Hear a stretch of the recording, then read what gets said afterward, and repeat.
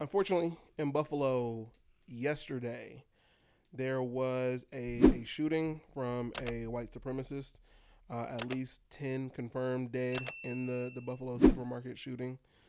Um, some wild stuff is coming out about this, but the worst thing I think that I've noticed is that, once again, white supremacists start shooting up a public place, but he gets taken in to custody, not being killed, shot, anything like that. They know how to take care of that situation, but they can't take care of any other situation involving black people. Yeah. Oh yeah. No, he's still alive. Yeah. Yeah. He got walked back. It's funny how that happens. And then the guy in Las Vegas killed himself. So. Apparently, like I said, white supremacists really into replacement theory. I don't know if you've ever heard of that. I know it's something. I heard it from Tucker Carlson. I was gonna say I know it's something that Tucker Carlson talks about quite a bit. So you know what? We've talked about it in a very abstract way. The idea that, eventually, probably within the next 25, 30 years, the demographic of America is going to be drastically shifted. It's going to be a much browner country. The same thing that prompted the tiki torches in Charlottesville. Yeah. Yep. You will not replace us. That shit. That's where all that shit comes from. Got it. And so Tucker is able to present it in a way that makes it sound like it's being driven by legislation or celebrities. Nah, y'all just don't have babies. And that's how it connects all the way back into this whole Roe v. Wade thing. So it's all interchangeable. But with this, I can think of 3 of these instances in the last 4 or 5 years, right? So we had Dylan Roof. Yes. You had Charlottesville, where homeboy pulled the charger into the crowd. Yep. You had obviously this shooting. I'm trying to think. In terms of a white man, like a high profile case like this, yeah, where it's racially driven. How many more do we need before we get a black hate crime bill? Because see, I don't have to pontificate. I don't have to try to look for viral videos. I don't have to try to pinpoint viral videos. I don't have to try and only pinpoint the viral videos where there's white people putting or carrying out violence against black people the way that it was very strategically done for black people when we were talking about an Asian hate crime bill. I don't have to do that. Mm-hmm.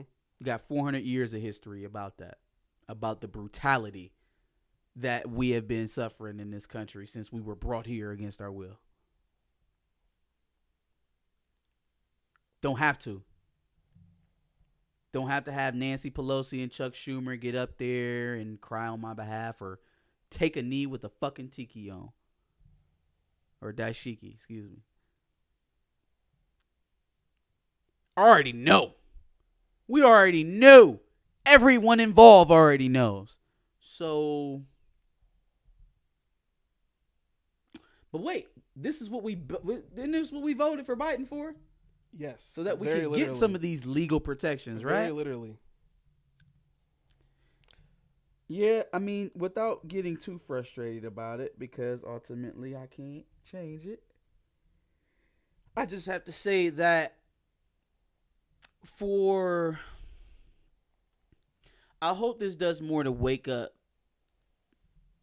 more of us, than it does to broaden horizons or bring awareness to anybody outside of the community, because I think people know, and I think they remain gleefully ignorant so that they don't have to deal with the reality of the things that they ignore. I think that we're much better served waking up more of our people to the realities of what is going on in terms of our intersectionality with some of the with other cultures, with other ethnicities, with other with even within the identities of our own diaspora. Mm-hmm. Right, just to be more cognizant of it, because don't nobody give a fuck. I asked the question last week when we were talking about abortion rights. Ask yourself before you go link yourself to that chain, and laying down in front of the bulldozers for women's rights, for not just women's rights, sorry, reproductive rights in terms of abortion. Before you link yourself to that chain with the white feminist apparatus, ask them how many of them are going to line up with you the next time one of us gets shot dead in the streets. Well, several of us just got shot dead in the streets. Walked into one of our communities, one of our neighborhoods, went there specifically to hunt black people and found them. Now, look for them same links in the chain that you are linking to go fight the disposal of Roe v. Wade, or that decision. Bring them same links back with you for this.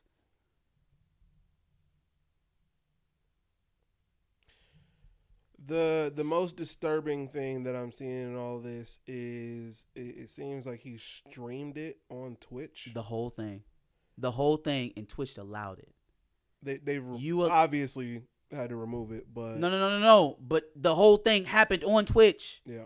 Fuck removing it after. Yeah. This is just like the shit that happened a couple years ago on Facebook, where the dude was rolling around Cleveland and he shot that old man. Mm-hmm. This is there's free speech, and then there's allowing someone to become a public spectacle in the last moments of their life. Yeah. Don't tell me you don't have the apparatus to stop that shit. Don't. You put motherfuckers in jail from using your app for several days for saying racy shit. You can kick people off the platform for saying cracker.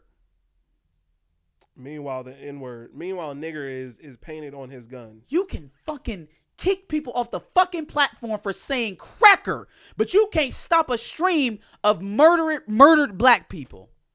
Fuck Twitch. That shit is disgusting. So don't come to me with your shit anymore.